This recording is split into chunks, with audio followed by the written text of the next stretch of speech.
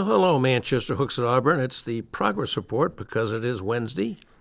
We're halfway through the magical month of September.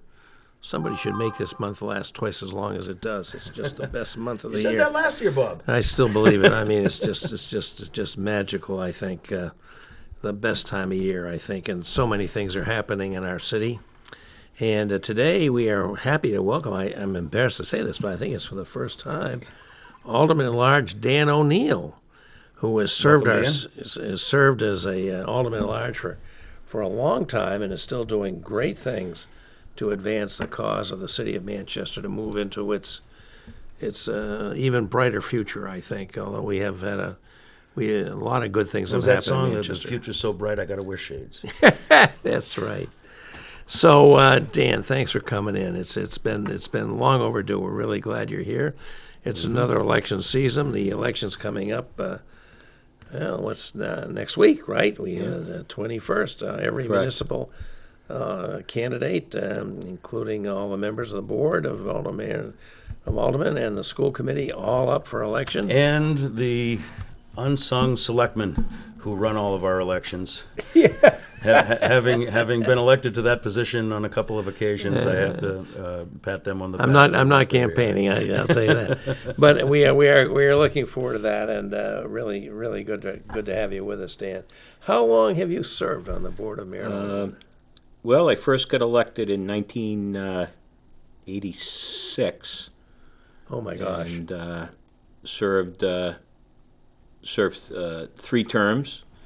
And then the voters, it's in Ward 4, which is where I grew up, and then voters decided I needed a little break, and I lost an election by 4 votes. So, that's tough. So through '92 was out, and then I threw my name in the hat. When the charter had changed and allowed for a school board at large and alderman at large, I threw my name in the hat, and have been fortunate since 1998 to serve as an alderman at large. 1998. Yeah. And you still got enthusiasm for this service, right? I do. Yeah. I need to jump in. I was at one point in my life both a selectman and a moderator in Ward 4, so I know the hard work. The hard work the ward officers have. But Bob, if I could just take a minute, 2 things. Please. The tragedy that the Willett family up in Bow is going through has ties to Manchester. They lived in Manchester for many years. I didn't know that. In my neighborhood up on Crosby Street. Oh, that's so sad. And as the family grew, they needed a bigger house and moved up to Bow. And Tom, the father, served our city faithfully as a police officer for 18 years. You see the articles talk about him serving in Ware and in Bow as a school resource officer, but he served as a police officer in the city of Manchester for 18 years. I think his last assignment was a school resource officer at Central High School. Really? Served our country as in the United States Army. So if we could keep Nick and Gavin in our prayers, they were the 2 young men that lost their lives. I'm so glad you mentioned that because a terrible loss. Wonderful family. Tom and Jen, the mom and dad, and then the siblings Hannah, who's a twin to Nick, and 10-year-old Dylan. Keep them all in prayers, and there'll be a service, as a memorial service. The family's going to have private burial services, but there'll be a memorial service on Saturday at Snew Arena, and all expectations are it's going to be packed 12 noon. So really, yeah. And, well, I'm so glad you mentioned that, Dan. I was not aware of that Manchester connection for this tragedy which happened to these folks up in Bow. It's really good. And then we lost a legend in Manchester, Beverly Spiro, who was the long-time administrative assistant at Central High School, and I think she's seen not only kids that were there, she's seen their kids, and hopefully not grandkids of some of the first kids she had. But, she and her husband George had Goldenrod. I read in the paper confectionery company originally, I guess it was called, and the legendary Goldenrod restaurant. But I happen to know them. They grew up not far from me, or they live not far from me, and their son Phil. And was my class in high school, and we're good friends over the years, and 2 daughters, Becky and Stephanie. So if we could just keep, when I say a legend, I think if you talk to young people who have gone through Central, they know who Mrs. Spiro is. And Bev passed away on Monday at 85 years old. So, great contributors, great citizens. And we're happy to acknowledge their Danny, thank you for that information. And you know what? It leads into the way that we try to lead off every show. What you're illustrating right here is what we say at the beginning of almost every show, Bob. The city of Manchester is great because the people of the city of Manchester make it great. And without the individual efforts, everybody putting a little bit in, the city would be nothing. And so that's why when we have someone over here that we can interview for an hour, do a long format thing, we like to start off with, who the heck are you? Tell us a little bit about yourself. You know, your experience with Manchester and what made you become a candidate for alderman at large and an alderman at large. Gladly. I grew up on Merrimack Street. Originally, we lived in a multifamily building, and then my father bought a single-family house on the same street. So spent my whole life on Merrimack Street. Was that original Amoskeag housing you lived in at one time? No, it was privately owned. I don't know if I'd call it a true tenement, but it was a multifamily, and we were all, when I say born there, we were all lived there. My older sister and my 2 younger siblings, my mom and my dad, and then my father on the same street moved up on the top of Merrimack Hill and bought a single-family house, and our whole life was Merrimack Street. That's where we went to. I grew up in St. Anne's Parish and McDonald School that had 2 fires. I was in 2nd grade, and then in 4th grade it burnt down, and we got shipped around to a bunch of schools after that. And then my brothers and I were all involved with the boys club, just the boys club back then. So everything we did was on Merrimack Street. So I gave college a try, but it wasn't for me, and I went into the construction industry. And later, my father was an electrician, and I went to school to become an electrician, which is. I tell people I still play one on TV today. I've had some interesting jobs offshoot of being an electrician, but still have my license and. Still a union member? I am still a union member. Local 490 in Concord, New Hampshire. As my father was a 40-year member of the IBW, so I'm coming up on approaching the same time as him. So, my goodness. And then I have my mom and dad are both passed. But my sister worked for the phone company, and one of my brothers is still a school teacher, and my youngest brother just retired as a captain in the fire department. So, boy, you are a Manchester guy. Yeah, it's kind of one of those true Manchester. You are really a Manchester guy through and through and through. That's really terrific. Well, what caused you to get into politics? We talked about it. It was in the 90s. You were a younger man than you are now. We all were back then. What made you say, you know what, being an electrician is fun and interesting, and I'm making a living doing it, but I want to give back. I mentioned Merrimack Street. One of the places we'd walk by since we were, yay high, was a store called Lincoln Fruit, and a guy named Bill Kelly was the alderman. Lincoln and Merrimack Street, and we go in there as kids and get comic books and penny candy and stuff like that. And then as you get a little older, some of the older kids from the neighborhood would help out with his campaigns and do drops and that. He's the one that encouraged me to run for originally selectman in Ward 4. And then I just saw all the good work he did as an alderman. And it was through his relationships I got to know legends like Bill Cashin and Pete Burkish, two of the legends of the city. They went in the store regularly. They were close friends with Bill Kelly, and that's what really led to me running for office as an alderman. Another Manchester tale, boy. Let's see if we can get the whole show with nothing but Manchester folklore. I mean, you're really mentioning some heroes. Those are probably I had many mentors, Ray Preventure, but probably I was closest to Bill Cashin and Pete Burkish. Those were my true mentors. Those are two very fine individuals. Contributed enormously to our city. So you're running again. I am. And what's your agenda to get accomplished in your next term? As I hope you will get reelected to your, I don't know how many terms it is, but long. My math isn't very good, Bob, so I'm not going to take a stab at how many terms. From 1986 till now, with a little hiatus there, but wow. I hope to be part of the changing Manchester, and I think it's changing for the better.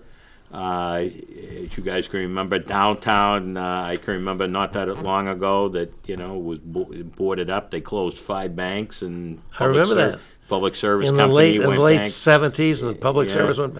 That was thanks to I the can remember Seabrook that, fiasco. and the city has come a long way. Yeah. And I think people want to live here. But we have our challenges. We're fortunate to have a great group of public safety folks, but we can always, as an elected official, you can always be more supportive and try to be supportive of the department heads when they bring initiatives forward. I think this discussion that's going on about the school district is very important to the city, because it's the one area that when young people are saying they have children, they like living here, but then when they have to make a decision, I'm going to buy another house, and do I look at Auburn or Hooksett or Bedford or Goffstown or Londonderry? Yeah. And I think we need something bold to change what people think of the Manchester school districts. I have a son in elementary school at Smith Road School. He's gotten a great education, but I think for folks, we've got to come up with some bold ideas. I think Dr. Goldhart has laid out, there seems to be some excitement on maybe a combined West and Central High School. There's a lot of exciting ideas out there, really. Yeah, this, the involvement of Memorial with Manchester School of Technology, I think, is great. Where we're really only living in Ward 8. I mean, not far from your house. Quite a campus. Yeah, and I think there's a great opportunity there, and I'm not be honest, I'm not, and Dr. Goldhart and others know this, I'm not a fan of the 5th graders at the middle school. That's a personal thing with me. But I do think it'll change in 4 or 5 years. Yeah. I mean, we have how have we fluctuated? They had junior high when I was in school. Well, I always like to give a shout out to the folks that put together Manchester Proud. Oh, absolutely. Barry Brenzinger and Bob Baines, and and you need that leadership. private. And they're having connection. a big event to celebrate what they've accomplished. I think the 18th, which is just 3 days now, right? This coming Saturday down at Arms Park, right? It is. And that's very exciting. I mean, to go celebrate the public education we provide folks in Manchester. It's better than its reputation would suggest. It's good. And for the first time, you have a pro-education group working with the business community. Yeah. And as we I saw, mean, they're the linchpin of the group. Right. They're the driving force. They provided money, and that's talk is cheap. But when you put your money behind a project, remember how controversial their report was. Remember how controversial their preliminary report was. But the thing is, they didn't give up. They're still here. They're still doing that job that they set out for themselves. Yeah. But I think that's part of this an opportunity for Manchester when it comes to education is to piggyback on their work and their continued efforts in the city. And I think, Bob, what you mentioned going on this weekend, and so that's something I don't know directly as an alderman, but as a citizen, I'd like to be involved in and do what I can to help. I believe in our school system. Carrying on with that, there is an initiative that's currently being bounced back and forth between Concord and Manchester. Alderman Long's statute that got passed that allows for a charter amendment to give to have the school district run differently. It's not a foregone conclusion what that will be, but many have talked about giving it financial autonomy. What do you think about that initiative? Are you against it? Are you for it? No, I think that could be that game changer, Mike. I mean, just doing buildings is not in itself a game changer. I think it's important. People are visual, but I think structurally that Independence, Concord has it, and and it seems to work well up there. I would vote to let the people of Manchester make that decision and would stand by whatever their decisions are. How would you vote in the ballot box for? I would vote in favor of it. Okay. I would vote in favor of it. And there's always, as people want to hold the Board of Mayor and Aldermen accountable, you got to hold the school board accountable, right? On the financial end. So, But I think that's part of that game changer for schools. It doesn't look like we're going to get there. The Attorney General keeps not this balking. cycle, Yeah, huh? keeps He threw a big balking. monkey wrench right in the middle of it, and But at I'm the sorry to see that. I hope there would be a change on that. You know, it's often occurred to me, you know, I learned from my good friend Lou D'Alessandro, who, you know, served on the Water Commission. Manchester's top quality water. The water in this state we afford people right out of their taps is about as good as any place in the country. I mean, it's just excellent. They even take water from Lake Massabesic and put it in bottles. Shout and out to Phil sell it Rosedale and his crew. absolutely. giving us What do that. they sell it as? Dasani. I mean, Dasani. some of the yeah, big water they have a bottling little companies are- fuzz to it or something. And, you know, we get that in our taps. And why is that we have the best water in the country of a municipal system? They have their own funding authority. They can send you a bill for your water usage.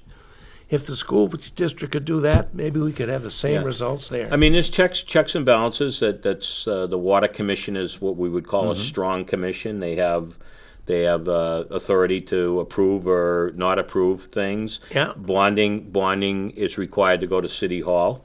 Yeah. Which again is that kind of checks and balances. So I think it's a great example. But that's Bob. government working. Yeah. Yeah. You know, we're building the Waterworks is building that plant up on the Merrimack River now to help the demand of water but that's a great example of that independence. Yeah. There's still checks and balances involved. And but, they use their you know, their authority wisely, I think. I mean, you know, most people wish their water bills were lower, but what the quality and nobody's lacking for good domestic water in Manchester. It's a great thing. I mean, it's something we would be very proud of. And you know what, Bob? You mentioned the bills. When I don't know the last time they did a survey, but we weren't necessarily that high. Yeah. We weren't even close to the highest water rates in the state of New Hampshire for the quality of water that we have. Yeah, it's just excellent. Well, Bob, you know, we're getting close to our first break, and I was thinking when we come back, maybe we can talk about there's two things that a city has, challenges and opportunities. Let's And talk I thought about them maybe both. we Yeah, could do okay. those. Hey, folks, by the way, this is a public access show, and we welcome participation from our viewers out there. 640-3091. I Great think that's on opportunity. your screen. We don't see it on our monitor here, but we welcome and certainly hope that we will have some callers participate with a long-serving member of the Manchester Board of Mayor, Alderman at Large, Dan O'Neill, who's running for we haven't even figured out the math of it, what number this is. Another term. But, you know, another term to continue to serve the city so ably as he has done for so many years. We'll be right back.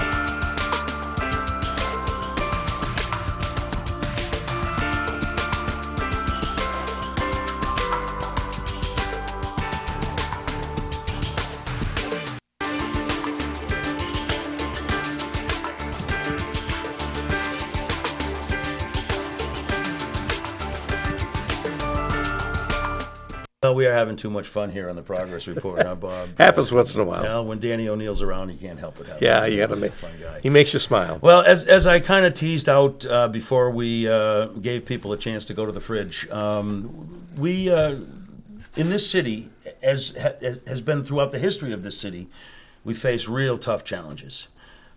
We also face a lot of real golden opportunities. Let's start with the negative, and then we can lead and end with the positive. But I could tick off several challenges, but I'm going to let you do it. What do you think is the biggest challenge to the city right now? And is it the stuff we see in the streets, or is there something? It is, Mike. I think it's a combination of what is affordable housing nowadays and the availability of it. It's crazy what's out there, and that ties directly in through our ability to provide.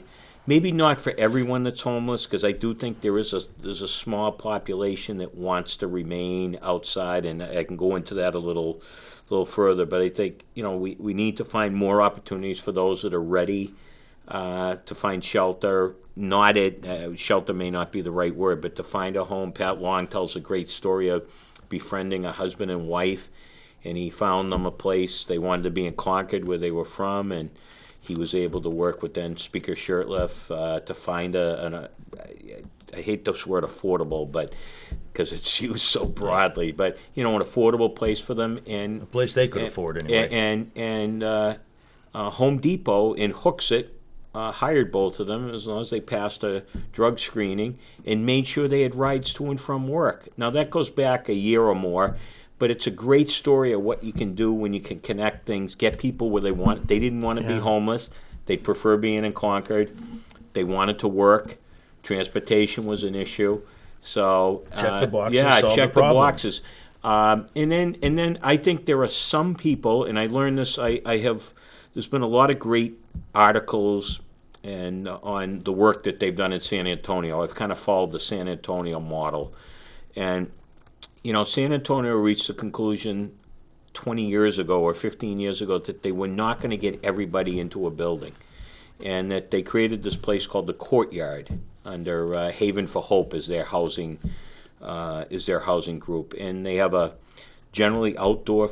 You could sleep on the grass. There might even be some concrete, but there's medical services if you want them. Over here there's food. The shower facilities, and they had to work at it. There were different challenges with it, but it allowed those people that maybe weren't quite ready to maybe take the next step.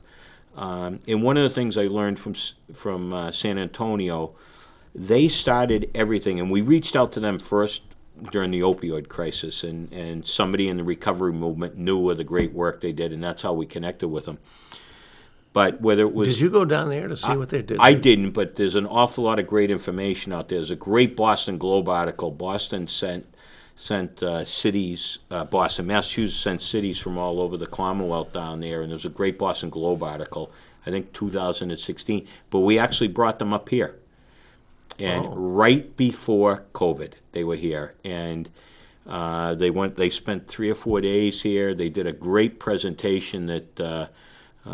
if Brendan might be able to find it, community television, there was a luncheon, and they had 2 of the San Antonio people speak, and they issued a report, but unfortunately COVID came. They actually issued the report when COVID hit, and so we never really had a chance to digest it and work with them, but they actually came here in the middle of, I want to think it was January of 19, and we're here. From San Antonio, come up here in January. Yeah. That's a real adventure for them. They've done. They have the Center for Healthcare Restoration. I think is their medical arm that was a nonprofit. It all started with a judge saying to somebody, elected judges down there, I believe. Yes, they do. We got to do better than just sending people to jail or sending people to emergency room. So when you have an elected judge of the county, it's Bexar, it's Bear County, but it's spelled Bexar, getting behind it. And he used his clout, and he brought in this Google Leon Evans sometimes, San Antonio, and you're going to find the most remarkable person in the world. Well, speaking of remarkable persons, that gets back to the beginning of the show. Everything has to do with people. We got a remarkable person here in Manchester working on this problem, do we not? Well, we got a few remarkable people. Mayor Craig, Shauna Green, our new homeless initiatives director. I was specifically thinking about Shauna. Shauna is fabulous. She's put together a plan. She has the right word is she's not mellow in her approach. you know, she's. I hear she's brought accountability to the nonprofits. And that's a big thing, Mike. She wants to hold because the city's involved with putting out a lot of money, generally through the federal government, different home funds or community development block grants or whatever. But she really believes in this accountability piece. And it's something it's interesting. It's very similar to what San Antonio talks about, data-driven decisions. Are you, by funding this organization, are you making a difference? And the data has to show. And that's something Shauna, completely unrelated to San Antonio, but her work, she's a Brooklyn native, I believe, Brooklyn, New York. Fortunately, she came here from Florida.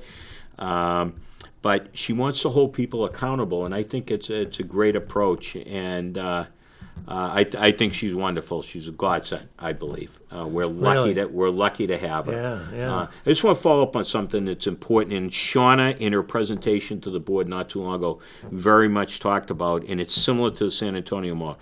You had opioid, you have homeless, and we've tried to address each of those. But where San Antonio concentrated, and where Shauna has learned to concentrate in her experience, mental health. Everything has to start with mental health services, because you'll find the majority of people with drugs, including opioid issues, mental health is part of it. It's a self-medication. Same with the homelessness, and that's the approach that was missing for a long time. We're fortunate here in Manchester. We have an excellent public health department here in Manchester. We do. The people who are there and the work that they've been doing, both to battle COVID and to deal with mental health, is extraordinary. Not to single out anybody, but it starts with leadership. And Anna Thomas, our public health director, she's fabulous. She has a great staff around her. She does indeed. We've had Phil on our show several times. Lexicus, they're both absolute gems, and Anna properly recognized the Citizen of the Year for Manchester last year. But she has done she's embraced this, that the COVID world we live in. But the other thing that, and I've told the mayor, she deserves credit for this. She brought Greater Manchester Mental Health to the table, and I don't remember 3-4 years ago if they were involved, and they are directly involved now. I see. To help in that, addressing the mental health side of it, and it's Bill Ryder and his group, Rick Cornell, and it's a great group. They have access to a lot of services, and they provide a lot of services that others weren't. So I think having them involved, the hospitals are great. But I think getting Greater Manchester Mental Health was a game changer, but Shauna Green is definitely a game changer here in the city. Yeah, I think we're from everything I've heard, including what you just said. She'd be a great guest for you guys. We're working on that. We should get to that. We should. Absolutely. So these are certainly challenges. You've talked about the affordable housing. We moved from there into the homelessness, the issue, which kind of melds in with the opioid issue and all of it under the mental health umbrella. Positive signs there. Those, they are challenges, but it looks like when you accept a challenge, it gives rise to opportunity, and we have some pretty good opportunities to turn the corner. We do. Are there other major challenges in the city? I guess we've touched on the school system. You want to talk about the tax cap? I look at that as a challenge. It's the law. It's got to be abided. What's your opinion on that? Well, I think the general term tax cap is overused and misused, but one of the places we have found that it's poorly written is in the availability of new assessed value in a city, and you can't use it for the next fiscal year unless you override to bring in that revenue. It's not only a spending cap; it's a revenue cap, which makes seems absolutely no sense. No. And a lot of the hard work and the people do want to move to Manchester for the urban experience in that. And we got a lot to offer. But it is, Bob, it's a revenue. The revenue side of it is the most frustrating thing, that we need to get 10 votes to override to bring in revenue that's there. I believe that even once the godfather of the tax cap, Joe Kelly Lavasser, was on the ballot again with you, in a couple of weeks, less than a week, and then in November again, probably. even he's voted to override to permit the revenue cap to be exceeded, has he not? He has. Yeah. He has. So that just shows you maybe we should talk about that a little bit. We just had our required, it was every 5 years you got to do a reassessment, and we just did it, and people were astonished to find how much their property gone up, and they're very upset because they think it means their taxes are going to go up too. Can you talk about that a little bit? Well, the rate's going to change. Well, I know. That's the this. I think it gets complicated by some intentionally, but Mike's exactly right. Even though the assessed value of our property has gone up, the tax rate will change when the state actually sets a tax rate. Yeah. And I challenge anybody that questions the value of your home, put a for sale sign on the front of it. Yeah. I can tell you, I live in a very modest neighborhood up by the VA hospital. Houses sell within a day. Yeah. Up there, and often for above the asking price. Oh, many tens have of bid thousands wars of in the dollars driveways. above the asking price. It's just So amazing. It's real. If people don't think it's, put your house on the market and see how real it is. Yeah. And see. But before you do, have one Well, to buy. and that's the biggest challenge is where do you go? Where do you go? You can make a lot of money off your home, but where do you You're go? gonna spend it all on the next one. So it's just it's a sign of the times. I don't know, but I think Mike hit on the point. The tax rate is greatly going to change. Yeah. Much lower. Yeah. So You can't apply last year's tax bill to this year's right. valuation. So. That's just not. There's some great information on the website. You can always reach out to the assessor's office if you think they missed something. Vision Assessing you can reach out to them, and that's on the website. If you think I don't have a 5-bedroom house, I have a 3-bedroom house or something like that. Those things happen. So.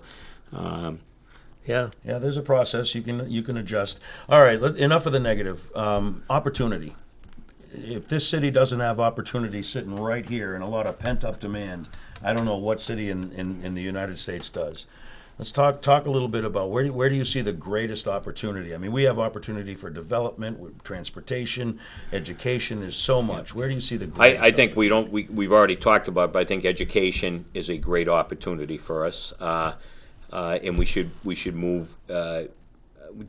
Hopefully that moves in a positive direction. I've got to speaking of pause. Yeah. we have a caller. We always have to break for the callers. Caller, go ahead. You're live on the progress report.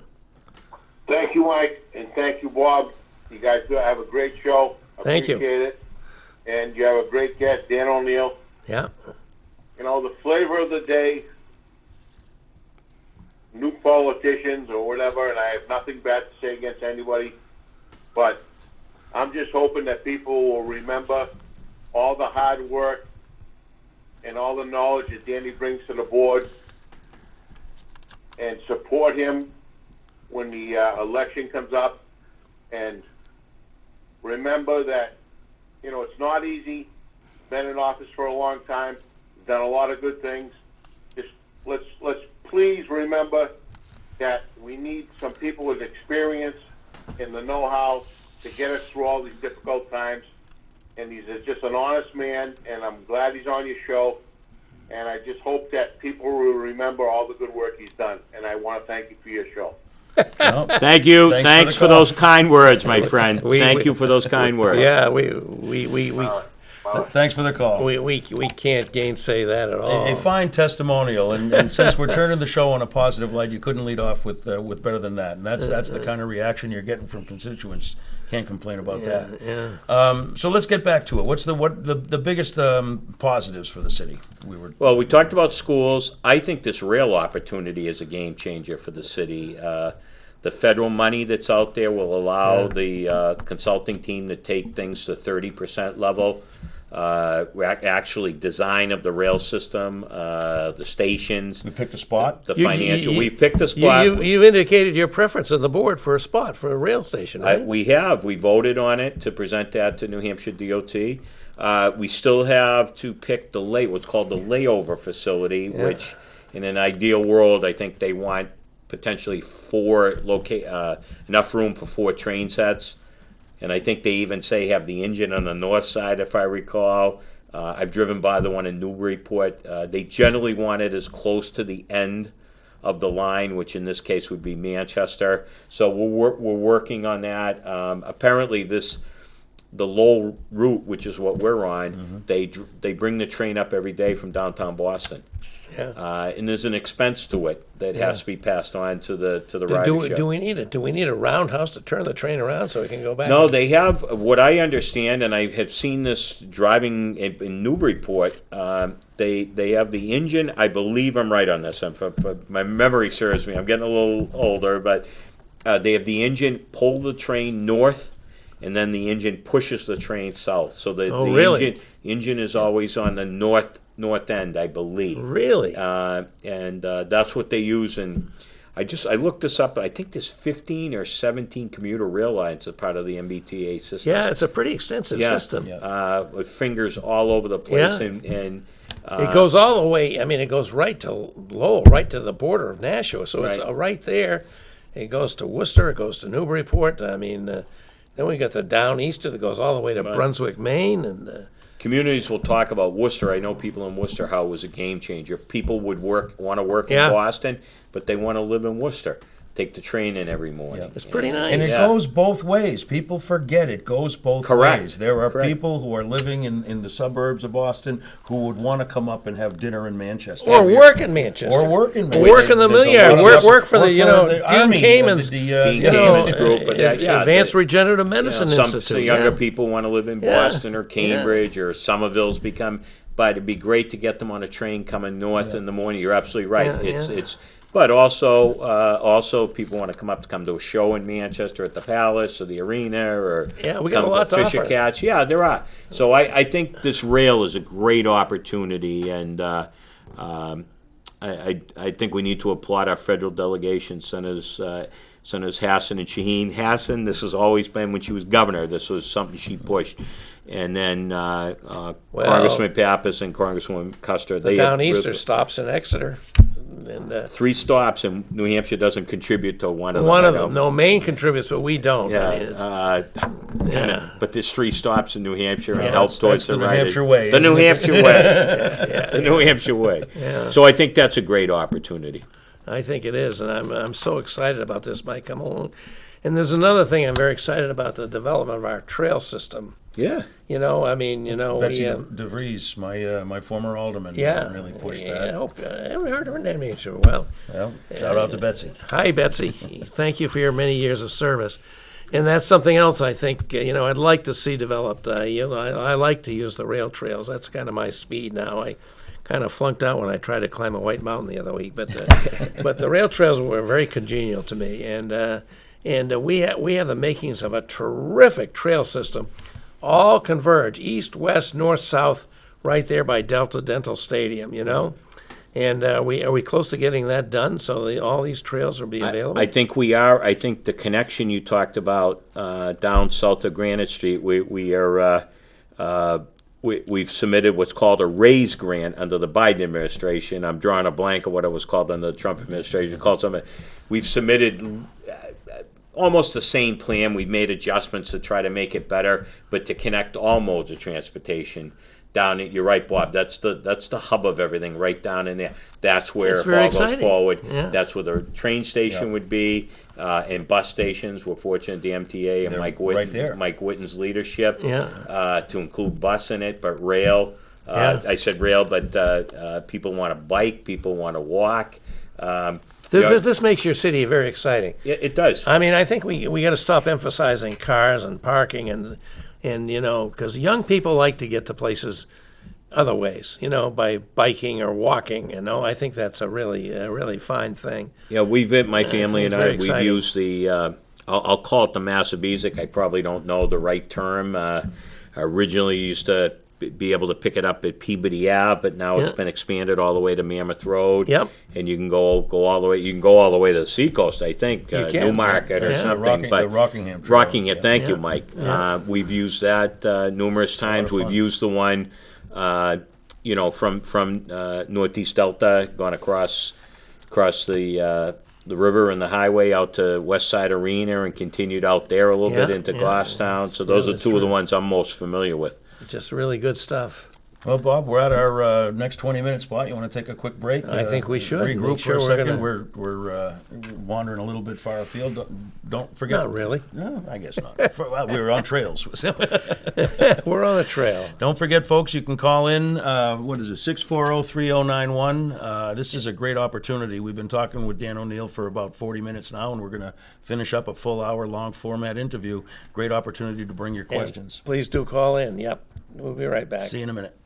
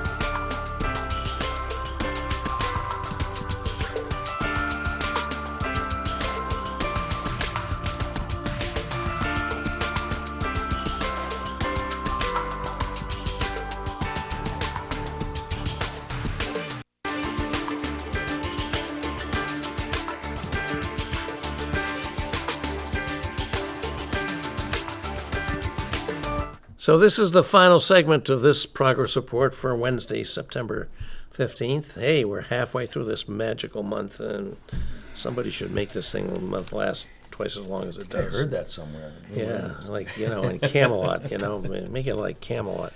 And we couldn't be more pleased than to have Dan O'Neill, the Dean of the Manchester Board of Mayor and Aldermen, who's seeking another term as an alderman at large, and it's been wonderful to have him here with us because he's a great contributor and a great public servant, and he does so much.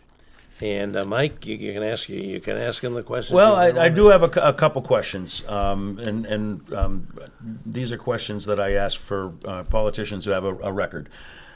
First off, what's the one thing that you could point to, and I'm sure there's a lot of things you're proud of, but the thing that you can point to and say, boy, you know what, I'm really proud that got done, that I had something to do with that. Well, there are times when I say, why do I continue to do it? And I go back to, I don't know if it was 15 years ago, but a woman it was either Union and Central or Union and Laurel. This is an absolutely true story. She had brought a newborn home, lived on the top floor, and she had the roof was leaking, and she wasn't having any luck with the landlord, and so I reached out. Somehow she got my name and number, and I reached out on her behalf. And the landlord kind of laughed at me about fixing the roof. I said, okay. Well, we found any department that had some jurisdiction over something. They ended up finding him.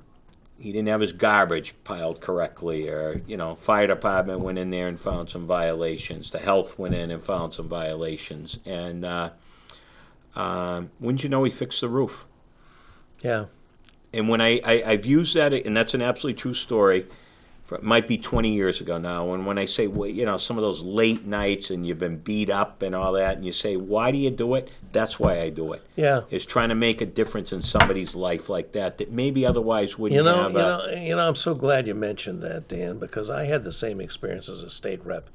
And the occasions where you could help somebody who was having a problem with the government, bureaucracy providing service that they were entitled to. And when you can make a difference for people like that, it's so rewarding and so fulfilling. And that's a key part of being an alderman, isn't it? Whether you're an alderman at large or an alderman for a particular ward in the city, to be able to help people with their problems with government when they need a helping hand. Never met the woman. Yeah. We talked on the phone. That was our only Well, interaction. Dan, the story reminds me of something not 20 years ago, but very, very recently. I'm proud to call you a Hibernian brother. You are a founder of the Manchester Hibernians. We wouldn't be here without you.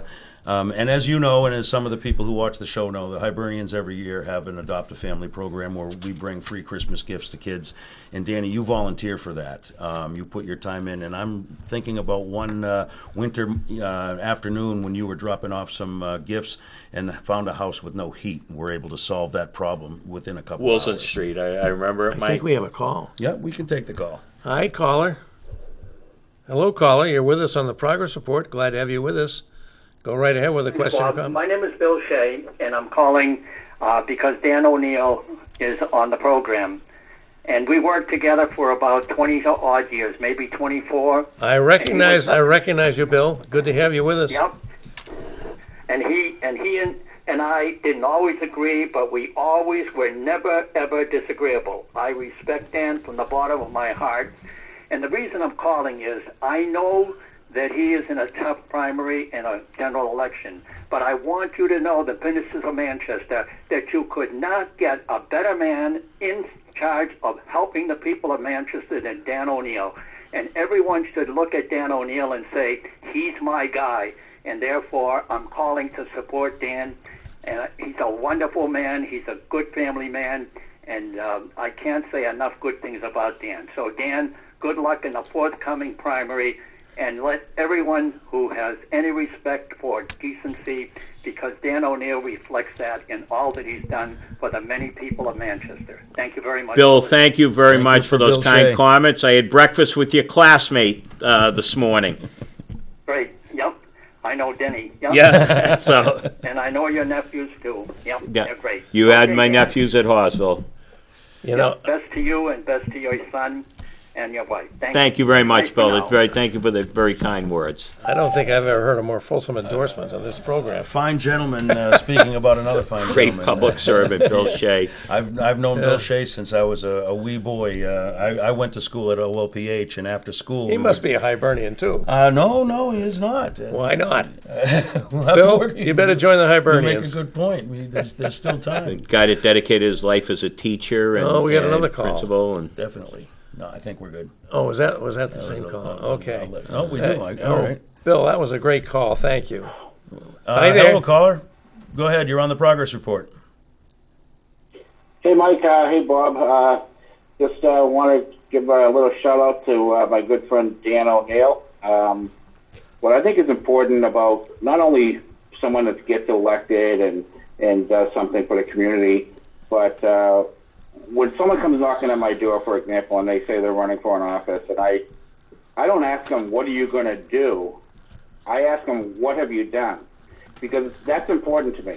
I don't want to hear what you're going to do. I want to hear what you've done for the city as Yeah, is. yeah. You don't have to be an elected official Yeah. to volunteer time in the city of Manchester. And Dan O'Neill is probably one of the, and he won't come out and say it. He's got a lot of pride in that, but that guy has done so much for this city that people would be amazed at all the work that he's done, not even as an elected official, and not only as an elected official, but just being himself. I mean, I was fortunate back in when I was about 19, 20 years old, and we coached Manchester Pony League. And that was important to us. We were giving back to the community. And Danny continued that. And I learned a lot from him. I've learned a lot over the years from Dan and what he's done.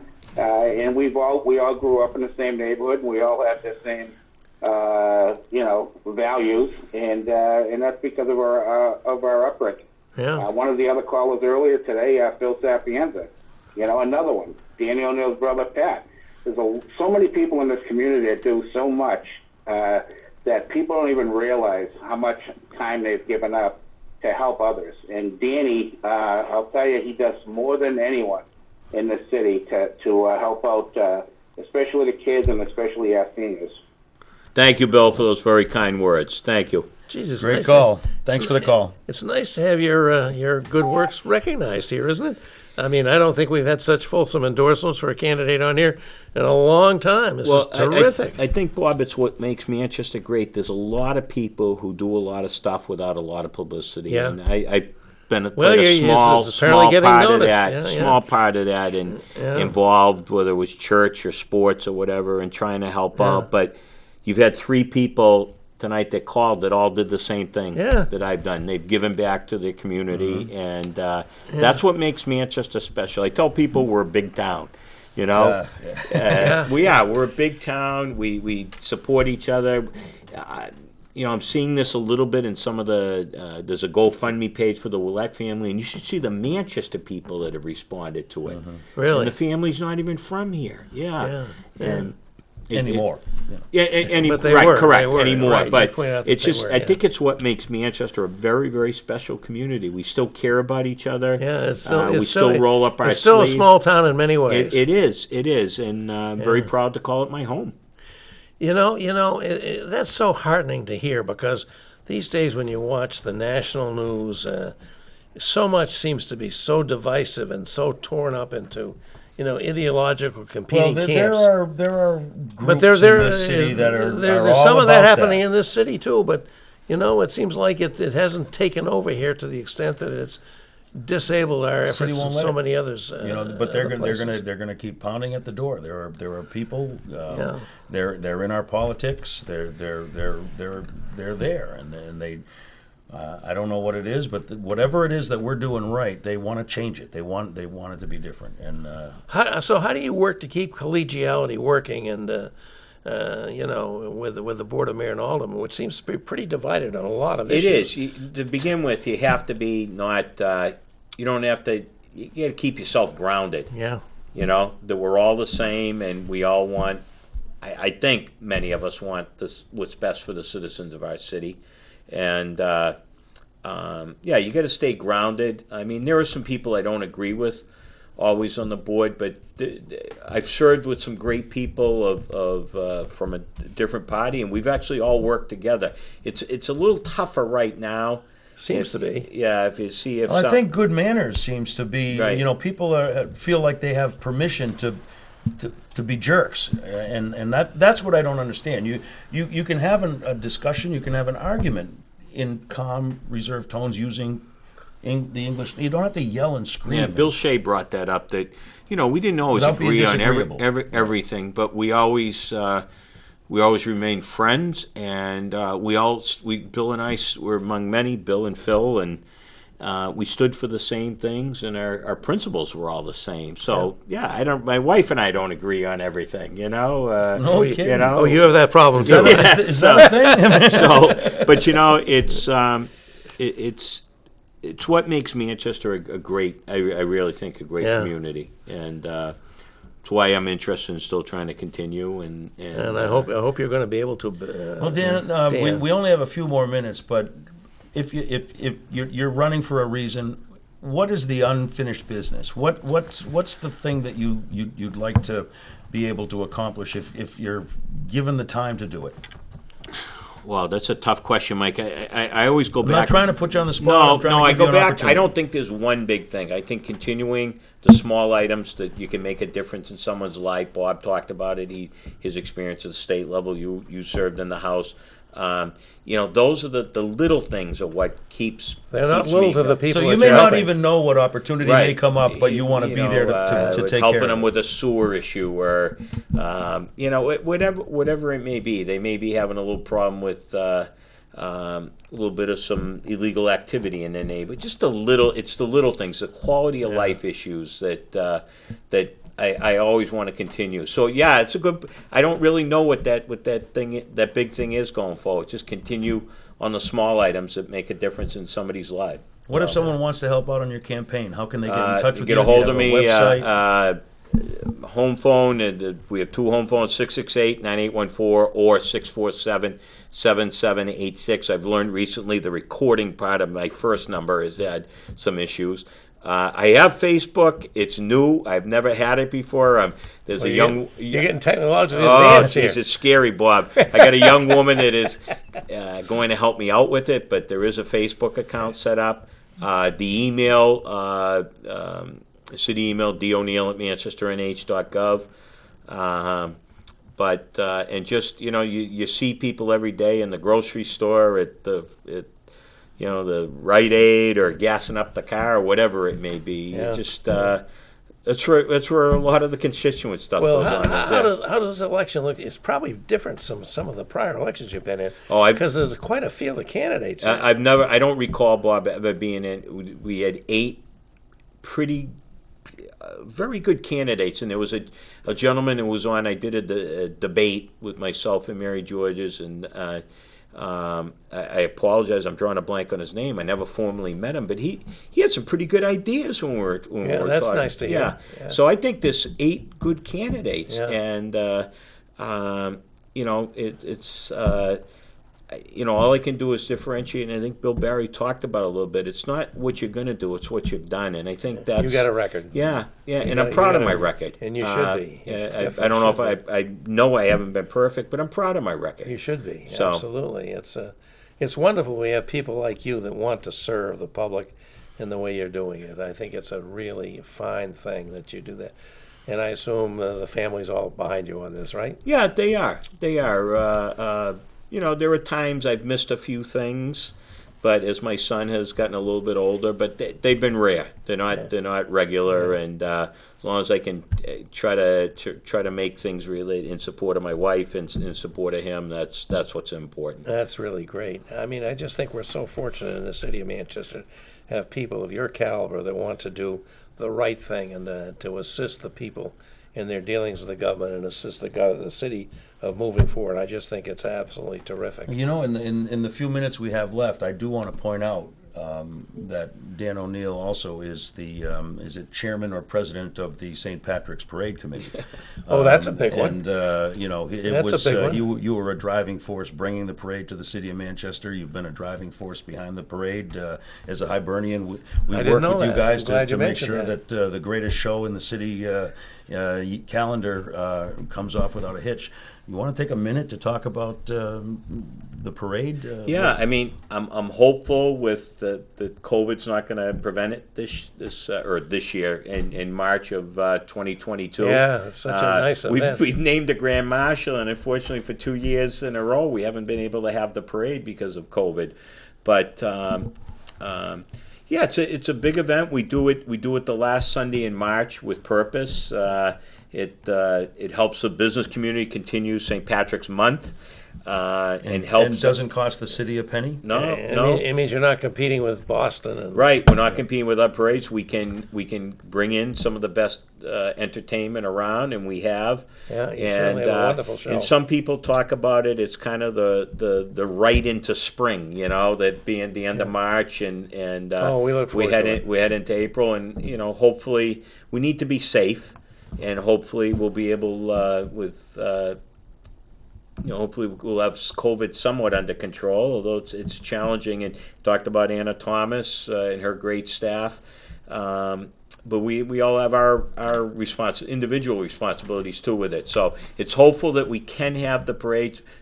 Specifically on Stephanie McLaughlin, who was she's the 2019 Grand Marshal that we Still got to get her in the convertible to wait for the crowd. Right. We owe her that, and it's about a $50,000 operation every year between all the bands. People don't realize all the bands, including the high school bands, get paid. We've learned it's important to have a strong police detail out there. So among two of the expenses of the With parade. that, We're done. our show comes to an The end. sun Bob. comes to a crashing end, and a good end, I think. Dan, thanks so much for joining Thank you us. both for having me. It's really been a terrific hour, and it's really been enjoyable for us. And been an honor for I hope me for to our be here. hope for our audience too. And we will be back next week Yeah, with another fun-filled episode of the or at least Progress you Report. will. I'm not sure.